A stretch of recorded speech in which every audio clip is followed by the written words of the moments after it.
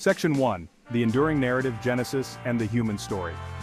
The book of Genesis, the first book of the Hebrew Bible and the Christian Old Testament, stands as a foundational text for two of the world's major religions. From the familiar stories of Adam and Eve, Noah's Ark, and the Tower of Babel, Genesis has shaped our understanding of the world and our place in it for millennia. Its narratives have inspired countless works of art, literature, and music, and its themes continue to resonate in contemporary debates about science, religion, and the human condition. Even those unfamiliar with the biblical text encounter its echoes in everyday life. Our journey begins with the question of authorship. Section 2. Mosaic Origins. Traditional views on Genesis authorship. The traditional view held for centuries within Judaism and Christianity ascribes the authorship of the Pentateuch, the first 5 books of the Hebrew Bible, including Genesis, to Moses.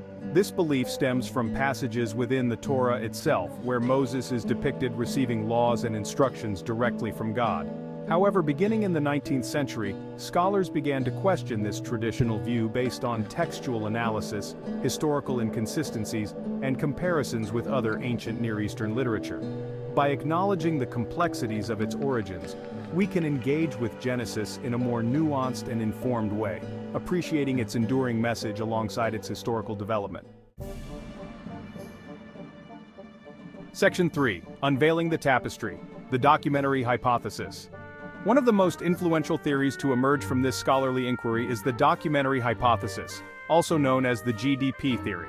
This hypothesis proposes that the Pentateuch is not the work of a single author but rather a compilation of 4 distinct source texts, each composed at different times and reflecting different theological perspectives.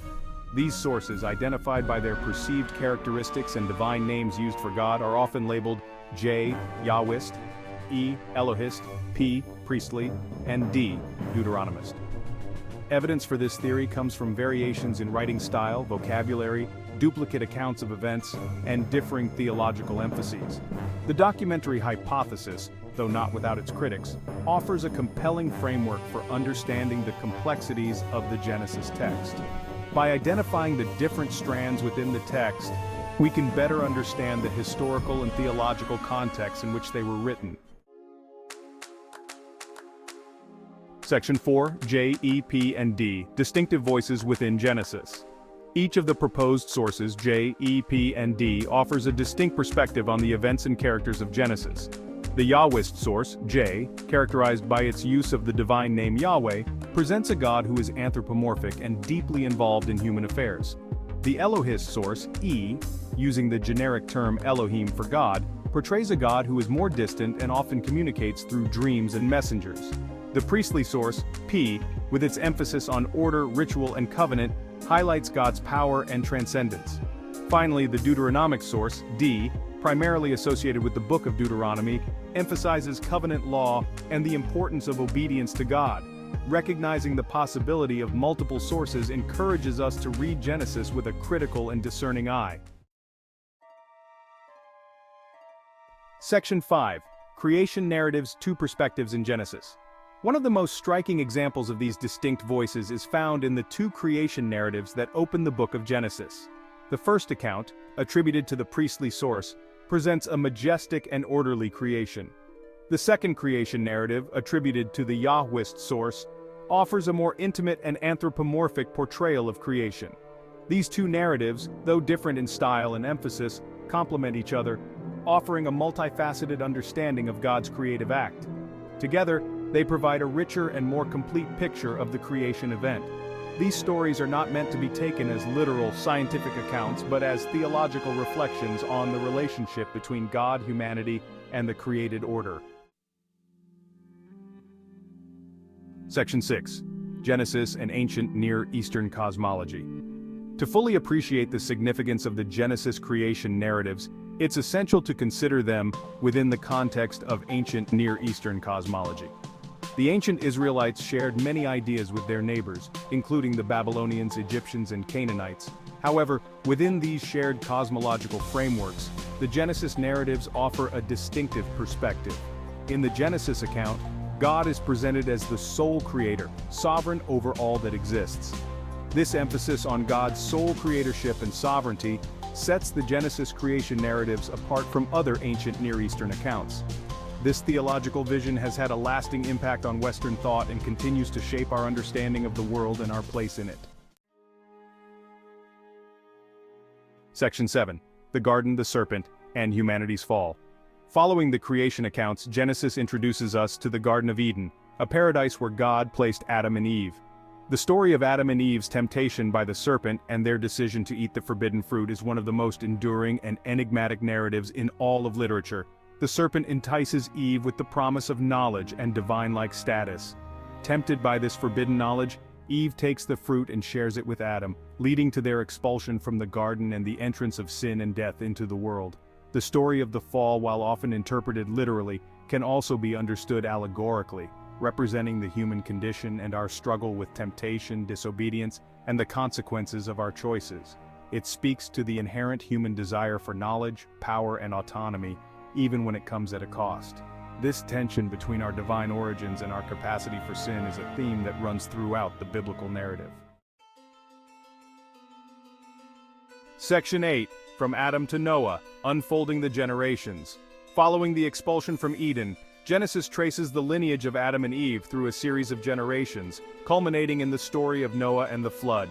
This genealogical account introduces key figures like Cain and Abel, whose story highlights the destructive power of jealousy and violence, and Seth, through whom the lineage of the faithful is continued.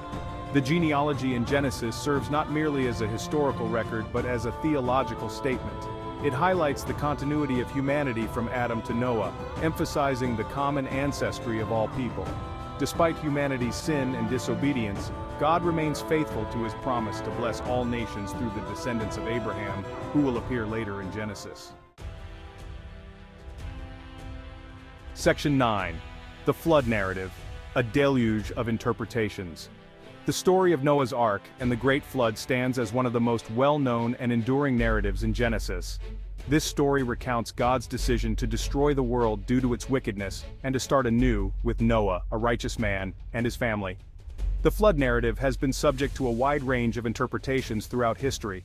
Traditionally, it has been understood as a literal account of a global flood sent by God to cleanse the earth of sin and corruption. However, the flood narrative has also been interpreted allegorically, representing the destructive power of sin and the need for spiritual renewal. The story of Noah and the flood continues to resonate with readers and interpreters today, raising questions about the nature of divine judgment, the problem of evil, and the possibility of redemption. Section 10. Legacy of Genesis. Echoes in Philosophy and Theology. The book of Genesis, with its sweeping narratives of creation, fall, and covenant, has had a profound and lasting impact on Western philosophy and theology. Its stories have provided a framework for understanding the origins of the universe, the nature of humanity, and the relationship between God and the world.